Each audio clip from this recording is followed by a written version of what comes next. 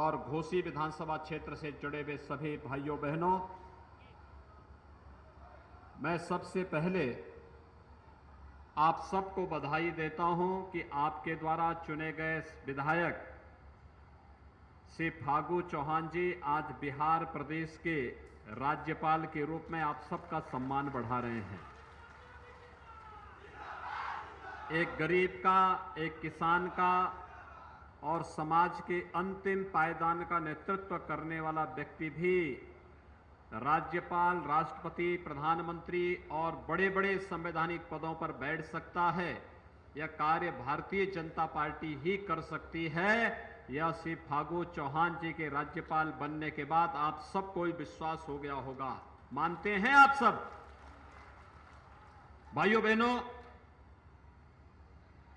देश के अंदर 2014 26 मई 2014 की तिथि एक युग परिवर्तन की तिथि मानी जाती है, जब देश के अंदर एक गरीब का बेटा प्रधानमंत्री बनता है। प्रधानमंत्री के रूप में आदरणीय नरेंद्र मोदी जी ने इस देश के अंदर गांव के लिए, गरीब के लिए, किसान के लिए, नौजवान के लिए और समाज के प्रत्येक तबके के लिए जो योजनाएं बनाई, आज उसका परिणाम है। मंच पर आपने देखा होगा बड़ी संख्या में लाभार्थी परख योजनाओं का लाभ गरीबों को बिना भेदभाव के मिल रहा है। किसी को मकान, किसी को शौचालय, किसी को विद्युत कनेक्शन, किसी को रसोई गैस का कनेक्शन, किसी को प्रधानमंत्री किसान सम्मान निधि का पैसा, किसी को आयुष्मान भारत का 5 लाख रुपए का सहयोग। ये सारा का सारा कार्य 2014 के बाद से प्रारंभ हुआ और प्रदेश में जब भाजपा की सरकार आई तब ये प्रदेश में लागू हो पाया। कारण था सपा और बसपा का गरीबों के लिए कोई मतलब नहीं था।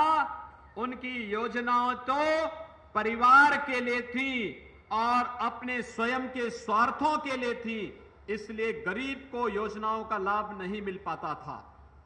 विकास कैसे?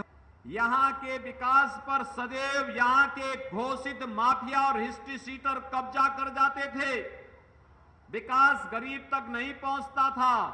पहली बार 165 करोड़ रुपए की 95 परियोजनाओं का यहां पर लोकार्पण आप सबके लिए किया जा रहा है और मैं विश्वास के साथ कह सकता हूं, इन परियोजनाओं पर कोई माफिया और कोई हिस्ट्री सीटर सेंध नहीं लगा पाएगा, क्योंकि उसे मालूम है कि अपराधी और माफिया की जगह उत्तर प्रदेश में भाजपा की सरकार के समय कहां होनी चाहिए। भाइयों बहनों, जब तक समाज के अंतिम पायदान पर बैठे हुए व्यक्ति के चेहरे पर खुशहाली नहीं आएगी, तब तक देश विकास नहीं कर सकता। और इसी भाव को ध्यान में रख करके प्रधानमंत्री मोदी जी ने पहले कार्यकाल में गरीबों के लिए आवास, गरीबों के लिए शौचालय, गरीबों के लिए रसोई गैस, गरीबों के लिए विद्युत के कनेक्शन, अन्नदाता किसानों के लिए प्रधानमंत्री किसान सम्मान निधि और हर गरीब परिवार के लिए 5 लाख रुपए की स्वास्थ्य बीमा का कवर देने की कार्रवाई प्रारंभ की। विकास गांव गांव में पहुंचे, इस प्रक्रिया को तेज करने का प्रयास किया। तो दूसरा कार्यकाल जब देश की जनता ने प्रधानमंत्री मोदी जी को दिया, तो दूसरे कार्यकाल का परिणाम आप देख रहे होंगे। पहला निर्णय था अन्नदाता किसानों के लिए कि पहले लघु और सीमांत किसानों को 6,000 रुपए सालाना देने की बात हुई थी और चुनाव के बाद प्रधानमंत्री मोदी जी ने कहा कि अन्नदाता सुखी भव के भाव के साथ हर किसान को 6,000 रुपए सालाना किसान मानधन हर वर्ष प्राप्त होता रहेगा। भाइयों बहनों, आज उसी का परिणाम है। प्रधानमंत्री बनने के बाद, दूसरी बार प्रधानमंत्री बनने के बाद इस देश के अंदर आतंकवाद की पर्याय बन चुकी धारा 370 को सदैव के लिए समाप्त करने की कार्रवाई प्रधानमंत्री मोदी जी ने किया है। भाइयों बहनों, धारा 370 को समाप्त करने का मतलब आतंकवाद की ताबूत पर अंतिम कील ठोकने का कार्य कर दिया गया है। अब भारत की धरती पर आतंकवाद फल फूल नहीं सकता है। आतंकवाद का मुंहतोड़ जवाब देने के लिए हमारे सुरक्षा बलों के जवान अब मुस्तैदी के साथ उन्हें निपटाएंगे।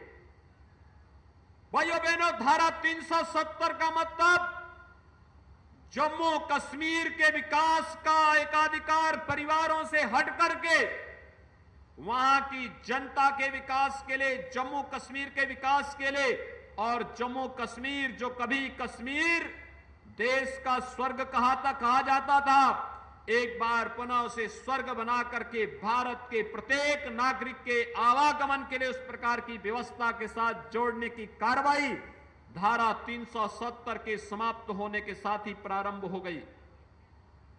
एक तरफ एक भारत श्रेष्ठ भारत की परिकल्पना को साकार करने का कार्य, और दूसरी ओर 3 तलाक की कुप्रथा को सदैव के लिए समाप्त करना।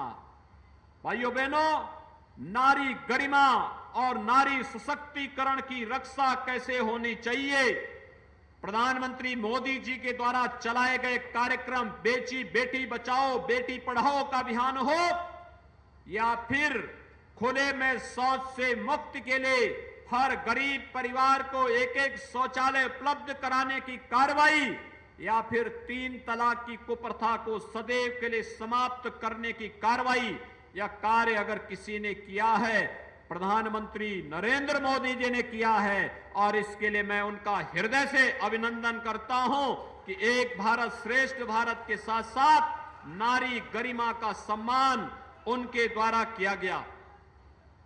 घुसपैठियों को भारत की धरती से निकाल बाहर करने के लिए नेशनल रजिस्टर बनाने की कार्रवाई को आगे बढ़ा देना, और इसकी शुरुआत असम से हो चुकी है।